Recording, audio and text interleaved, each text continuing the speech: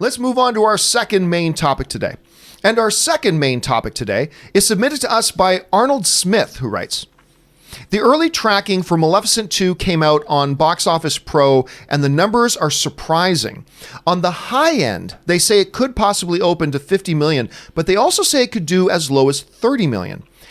You probably mean if the latter number ends up being true, how concerned should Disney be, as this would not even be half of the original, basically $70 million that the first Maleficent opened with, but also be their lowest opening weekend for a 2019 film, except for the Penguins DisneyNature film, which, we shouldn't even bother counting that. So basically where this is coming from is this. The first Maleficent film, which made over $700 million worldwide, by the way, made about $70 million on its opening weekend. Great, solid opening weekend. The tracking right now for Maleficent 2 is anywhere between, according to Box Office Pro, is coming in anywhere between $30 million and 50.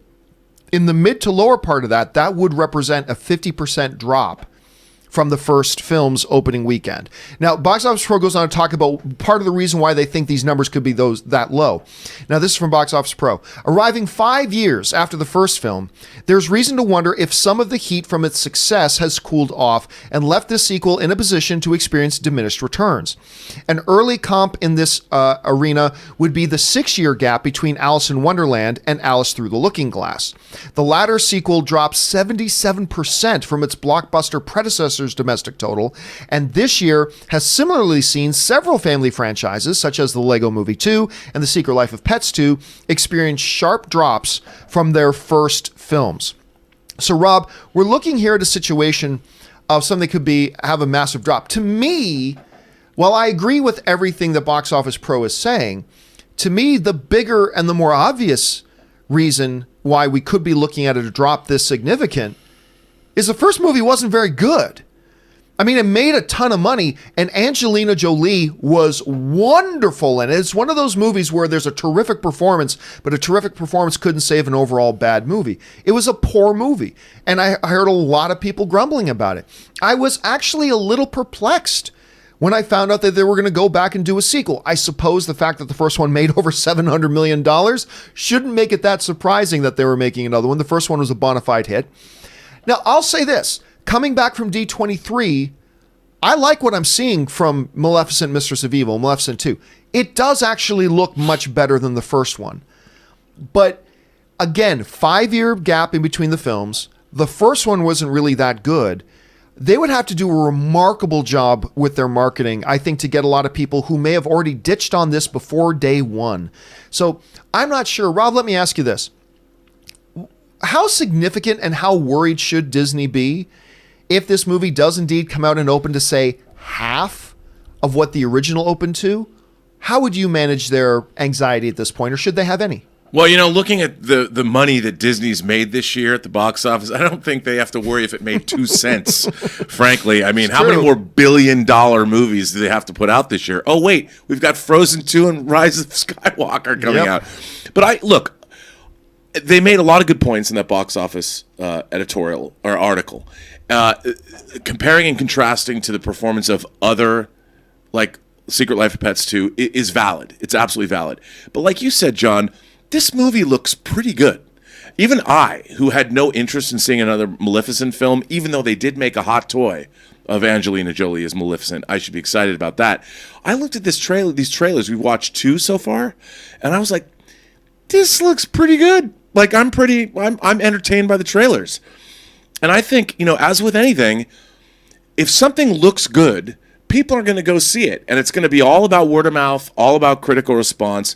I mean, sometimes you'll have a weird outlier, like Shawshank Redemption, which didn't make a lot of money at the box office, and it becomes one of the most beloved films of all time.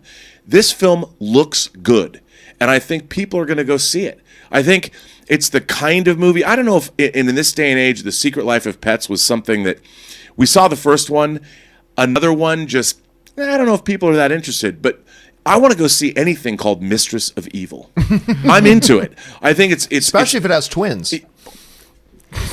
You see what I'm saying? But no, I think this movie has more of a, believe it or not, where we're at right now as a culture, and sometimes that's what catches on. Maleficent, Mistress of Evil sounds like something that in this day and age more people would be interested in seeing. I could be wrong, but I think this movie's going to do well. Aaron, what's your assessment of this whole situation and what they're saying about the projections for this movie right now? Well, interestingly enough, Tom said the same thing that Robert said. He said, who cares? Disney has enough money. They're going to be fine. Their bottom line is okay. They could release, Stuff on My Cat too, and it would still, whatever it made. Although I feel like that would make a lot of money. That one would probably do pretty well. If you haven't seen the Instagram page Stuff on My Cat, go look at it. I think that I'm shocked by how low these numbers are. I feel like it's going to do better than that. I agree. The trailers look phenomenal. And also, let's not forget, this is coming out 2 weeks before Halloween. It's in that kind of weird zone. It's pre-holiday, pre-Thanksgiving movies, and it very much has a Halloween feel just by the look of it. It's really dark. Yeah, that's a good point. Yeah. It's perfect time for them to bring this movie out. And let's also not forget that regardless of what happens opening weekend, Angelina Jolie is not just a famous actress. She is a worldwide megastar. Yeah. As far as leading actresses go, she's pretty much at the top. Like, there's very few people at all who can compete with her level worldwide. So I think that just as the first one, overdid its initial budget by 7 times, I think that at the end of the day, regardless of what the opening box office numbers are, it's going to do very, very well, and Disney's going to be very happy. Something else to remember is they've pushed up the release date. Yeah. This movie was originally going to be released way later, and I think that's a huge vote of confidence from the studio. 100%. Going to your point, Aaron, I had the thought of, is Angelina Jolie that big of a name today? I mean, she's got the Academy Award. She's got a lot of that kind of stuff. And then I'm at D23.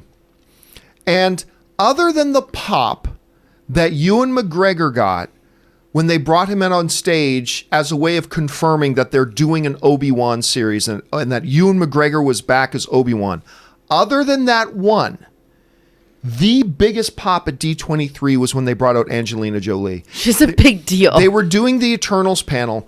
They were doing the Eternals part of the presentation, and they brought out Kumail Nanjiani, they brought out Selma Hayek, they brought out Richard Madden, they brought out everybody, all that kind of stuff, and big applause. Everybody's excited about it, and Angelina Jolie, and the place went bananas. Mm-hmm. And I was not expecting that. She got a bigger pop than Dwayne "The Rock" Johnson got, and he got a huge pop.